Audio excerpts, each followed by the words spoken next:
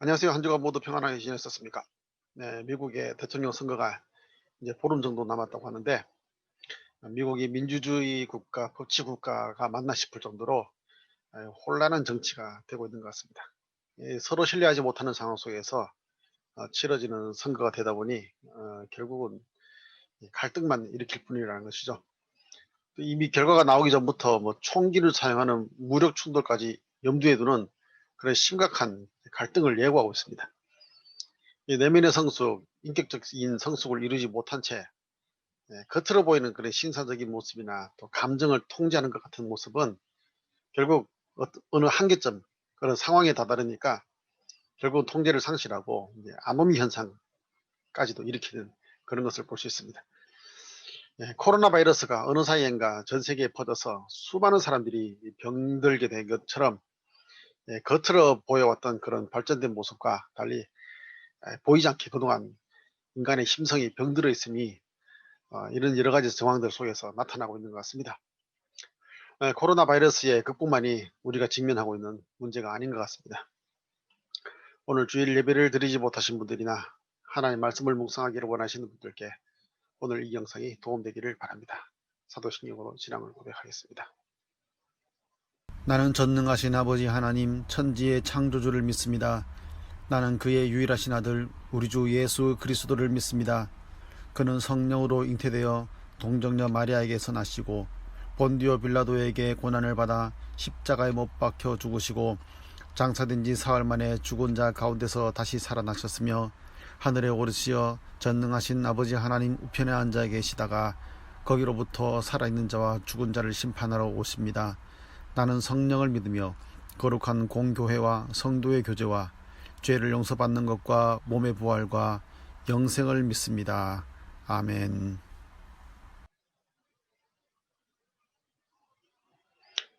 오늘 함께 나눌 하나님 말씀은 누가복음 4장 1절에서 13절 말씀입니다. 예수께서 성령이 충만해서 요단강에서 돌아오셨다. 그리고 성령에 이끌려 광야로 가셔서 40일 동안 악마에게 시험을 받으셨다. 그동안 아무것도 잡수시지 않아서 그 기간이 다하였을 때에는 시장하셨다. 악마가 예수께 말하였다. 내가 하나님의 아들이거든 이 돌들어 빵이 되라고 말해보아라. 예수께서 악마에게 대답하셨다. 성경에 기록하기를 사람이 빵으로만 살 것이 아니다 하였다. 그러자 악마는 예수를 높은 데로 이끌고 가서 순식간에 세계의 모든 나라를 그에게 보여주었다. 그런 다음에 악마는 그에게 말하였다. 내가 이 모든 권세와 그 영광을 주겠다. 이것은 내게 넘어온 것이니 내가 주고 싶은 사람에게 줄 것이니 내 앞에 엎드려서 절을 하면 이 모든 것을 갖게 될 것이다. 예수께서 그에게 말씀하셨다. 성경에 기록하기를 주 너의 하나님께 경배하고 그분만을 섬기라 하였다. 또다시 악마는 예수를 예루살렘으로 이끌고 가서 성전 꼭대기에 세우고 그에게 말하였다. 네가 하나님의 아들이거든 여기에서 뛰어내려 보아라. 성경에 기록하기를 하나님이 너를 위하여 자기 천사들에게 명해서 너를 지키게 하실 것이다. 그들이 손으로 너를 떠받쳐서 너의 돌이 발에 부딪히지 않게 할 것이다 하였다. 예수께서 악마에게 말씀하셨다. 성경에 기록하기를 주 너의 하나님을 시험하지 말라 하였다. 악마는 모든 시험을 다한 뒤에 잠시 동안 예수에게서 떠나갔다. 아멘. 네, 오늘의 말씀의 제목은 유혹자는 마음속에 있다입니다. 네, 아리스토텔레스라는 철학자는 인간은 사회적 동물이다 또는 정치적 동물이다 라고 말했다고 합니다.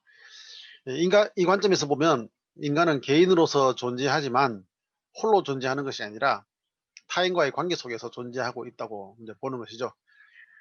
인간이 인간답게 성장해 나가는 데는 그 매트릭스가 그 모판이죠. 모형 이것이 인간 사회다라는 그런 이야기가 됩니다. 그렇다고 인간이 아닌 동물에게도 그런 매트릭스가 없는 것은 아닌 것 같습니다. 가끔 보는 영상 중에 그 개통령이라고 불리는 그 강형욱 씨가 나오는데 다루기 힘들거나 이게 공격성이 강한 개를 훈련시켜서 또 훌륭한 개가 되도록 도와주는 그런 것을 봤습니다. 그 개 전문가인 강형욱 씨가 개 공장 출신, 이제 개를 이제 새끼만 낳게 해가지고 판매용으로 하는 거잖아요. 그런 개 공장 출신의 개와 그런 정상적인 그 출생과 성장 과정을 가진 그런 개의 차이점을 이야기해 주는 것을 본 적이 있습니다. 이 정상적인 개는 그 개의 어미로부터 배워서 삶의 태도를 배운다는 것입니다. 보통은 이제 본능에 의해서 이제 개들은 살아간다고 말하는데, 동물들은 살아간다고 말하는데, 그걸 보니까 본능에 의해서 저절로 살아가는 것이 아니라 태어나자마자 어미와 분리되어 버린 그 개공장 출신의 개와 어미 개와 함께 지낸 개는 배우는 게 다르다는 것입니다. 개도 어떻게 보면 그래서 어느 정도 사회적인 동물이다 이렇게 볼 수 있는 것 같습니다. 늑대의 경우 이제 유튜브에서 봤는데요. 그 무리의 리더가 불륜을 저지르면 그 리더 늑대의 와이프가 되는 늑대를 중심으로 해서 그 무리가 그 리더 늑대를 무리에서 퇴출시켜 버린다는 것입니다. 그거 보고 참 신기하다 생각했죠. 이 사회적이고 정치적이고 마치 늑대에게는 늑대의 윤리도 있는 것처럼 그렇게 보였다는 것입니다. 아무튼 사회적이라는 말이나 그 정치적이라는 말을 인간에게만 적용시킬 수 없다는 이제 그런 생각이 들었습니다. 자, 그런데 그런 동물들이 그런 면에서 보면은 사회적이고 정치적이라고 할 수 있겠지만 그 자연 상태에서는 그 자기들의 삶의 방식을 시간이 지나도 거의 그대로 유지하고 있다는 것입니다. 그런데 그와 달리 인간은 문명이라는 것을 계속 발전시켜 나간다는 것입니다. 인간은 물질적, 기술적 그리고 사회 구조적인 것들을 이전보다 발전시켜 나가고 있다는 것이죠. 그 다른 동물들과 인간이 그런 차이를 갖게 되는 이유는 뭘까? 거기서 보면은 정보를 다루는 능력의 차이가 있다는 것입니다. 인간이 전달하고 수용하고 축적하는 정보의 양은 다른 동물에 비해서 어마어마하다는 것입니다. 그리고 그 문명의 발전이라는 것은 바로 그 정보를 처리하는 능력과 비례하고 있다는 것입니다. 전체적으로 보면 동물이나 사람이나 삶의 방식도 정보에 따라서 달라지고 또 정보를 처리할 수 있는 능력에 따라서 달라지고 자주 접하게 되는 정보에 따라서 달라진다는 것을 볼 수 있습니다. 그런 면에서 보면은 이 정보가 바로 매트릭스, 그 존재의 환경 또는 모판, 주형이 된다는 것입니다. 요즘 사람들은 저도 유튜브를 보고 있지만은 유튜브를 통해서 정보의 상당한 부분을 접하고 습득한다는 이야기를 하고 있습니다. 그래서 유튜브는 이 단순한 재미거리로서의 영상물이 아니라 인간의 삶의 방식과 사회구조, 물질, 기술뿐만 아니라 인간성 자체를 바꿔버릴 수 있는 그런 엄청난 잠재적인 힘을 가진 것이 되었다고 볼 수 있습니다. 유튜브라고 하는 동영상 플랫폼을 이용하는 사람에 따라서 어떻게 보면 상당히 위험한 것이 되기도 하고 또 상당히 유용한 것이 되기도 한다는 것입니다. 비록 유튜브 자체에도 어느 정도 규정이 있어서 악용되지 않게 하려고 하고 있지만 사실상 그 이용하는 사람들이 어떤 마음 상태에 있느냐에 따라서 유용성과 유해성이 결정된다고 봐야 할 것입니다. 이런 이야기를 길게 하는 이유는 유혹자는 외부에 있다기보다는 내면에 있다는 것을 강조하고 싶었습니다. 유혹하는 자보다 더 중요하게 다루어져야 하는 것은 유혹당하는 자라는 생각을 하게 됩니다. 성경에서도 유혹하는 자도 문제가 있지만 유혹당하는 자는 더 큰 문제가 있다는 입장을 나타내고 있습니다. 창세기 3장에 하나님의 창조하셨을 때 창조물 중에서 가장 강교하다는 뱀이 등장합니다. 이 뱀은 정보를 가지고 사람의 내면을 조종했습니다. 뱀이 첫 번째 다룬 그 정보는 하나님께서 인간에게 주신 규정을 일부러 왜곡시켜서 잘못되게 사용하는 것을 볼 수 있습니다. 하나님이 정말로 너희에게 동산 안에 있는 모든 나무의 열매를 먹지 말라고 말씀하셨느냐 이렇게 얘기합니다. 하나님께서는 모든 나무를 먹되 선악을 알게 하는 그 열매를 먹지 말라 하셨는데 일부러 뱀은 그것을 바꿔서 이야기했습니다. 그래서 여기에 대해서 이분은 그 정보를 수정해 줍니다. 우리는 동산 안에 있는 나무의 열매를 먹을 수 있다. 그러나 하나님은 동산 한가운데 있는 나무의 열매는 먹지도 말고 만지지도 말라고 하셨다.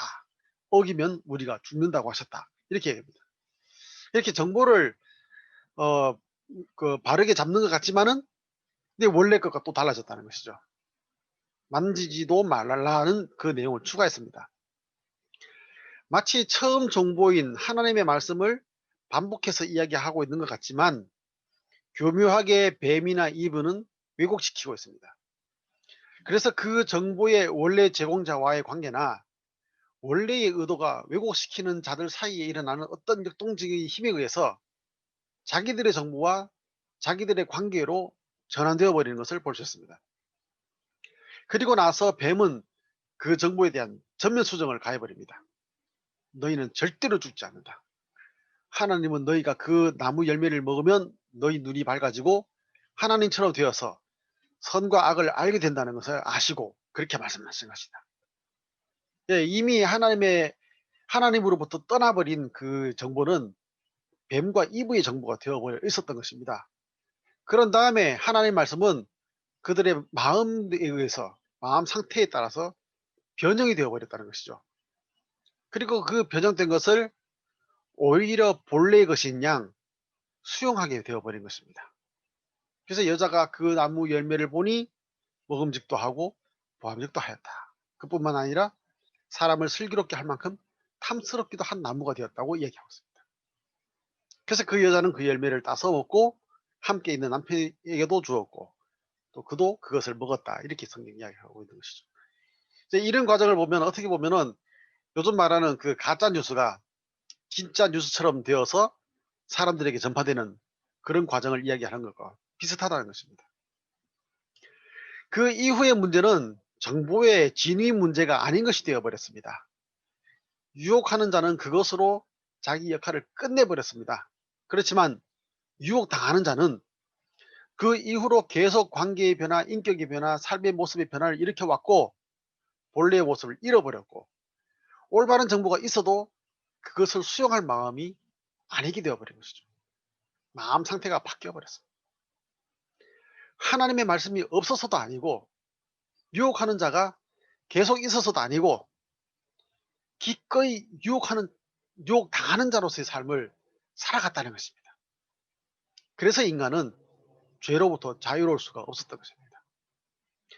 아무리 하나님께서 바른 정보를 선지자를 통해서 성경 말씀을 통해서 인간들에게 주셨지만 유혹당하는 자는 하나님과의 관계를 이룬 삶이 아니라 내면에서 왜곡시킨 정보와의 관계를 이룬 삶을 끊임없이 살아가고 있었던 것입니다.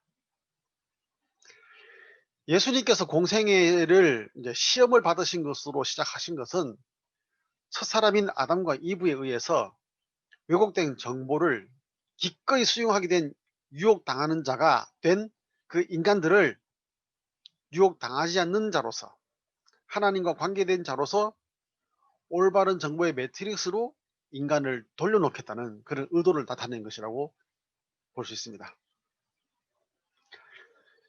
예수님께서 시험을 이제 당하시는 그 40일 동안 아무것도 먹지 않았다고 하시는데 이것은 매우 배가 고픈 상태라는 것이죠. 그래서 특히나 먹는 것의 유혹에 쉽게 넘어갈 수 있는 그런 극단적인 상황이라는 것입니다. 사실 이런 상황에 속에서 그 유혹에 넘어간다 해도 그 인간적인 입장에서 볼 때는 뭐 그럴 수도 있다는 생각이 충분히 드는 것입니다. 그래서 예수님 앞에 나타난 그 유혹자의 말도 교묘하죠. 네가 하나님의 아들이거든 이 돌들어 빵이 되라고 말해보아라. 예수님께서 하나님의 아들인 것과 돌들어 빵이 되라고 말하는 것 사이에는 사실상 아무런 관계가 없습니다. 그런데 굶주린 상황이라는 것은 마치 그 둘 사이에 관계가 있는 것처럼 보이게 한다는 것이죠. 유혹당하는 자는 그 둘 사이에 관계가 있는 것으로 보게 되는 것이기 때문에 그런 말을 해도 괜찮다라고 생각할 수 있다는 것입니다. 어쩌면 많은 교회들이 이 악마의 교묘한 이야기에 유혹당한 자가 되어버린 것이라는 생각을 하게 됩니다. 하나님의 자녀라는 것보다 결국은 돌들어 빵이 되라고 말하는 데 집중하게 되어버린 것이죠. 돈으로 직분을 삼고 또 담임 목사의 직을 산다거나 노회나 총회에서 어떤 자리를 차지하는 것, 이런 것들이 다 이런 유혹에 유혹당하는 자로서의 모습을 나타내는 것이라고 볼 수 있을 것입니다. 예수님은 성경에 기록하기를 이라고 말씀하시면서 그 다음 대답을 하셨는데 유혹당하는 자가 아닌 하나님의 말씀에 귀를 기울이는 자, 하나님과 관계가 있는 자로서의 모습으로 대답을 하셨습니다. 그리고 그 다음 유혹에도 마찬가지로 그런 대답을 하셨던 것이죠. 자, 그 다음에 악마는 예수님께 순식간에 세계의 모든 나라를 보여주고 내가 이 모든 권세와 그 영광을 주겠다. 이것은 내게 넘어온 것이니 내가 주고 싶은 사람에게 줄 것이니 내 앞에 엎드려서 절을 하면 이 모든 것을 갖게 될 것이다. 이렇게 말했습니다. 이 말이 어떻습니까? 예, 이 악마의 말은 전형적인 이 사기꾼들의 말과 같습니다.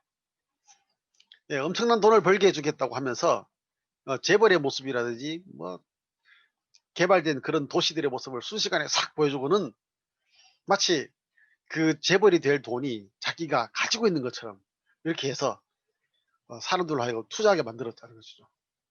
근데 실상에는 아무것도 없었다는 것입니다. 자, 언제 하나님께서 악마에게 모든 권세와 영광을 넘겨주셨습니까? 모든 권세와 영광은 하나님의 것인데 악마가 자기 마음대로 자기 거라고 말하고는 또 자기 마음대로 주겠다고 이렇게 사기치는 것입니다. 요즘 한국에 엄청난 투자 액수의 그 사기가 있었다는 것을 보았는데 거기에 알만한 그 대기업이라든지 대학교들 그다음 뭐 그런 사람들이 거기에 다 피해를 당했다는 것입니다.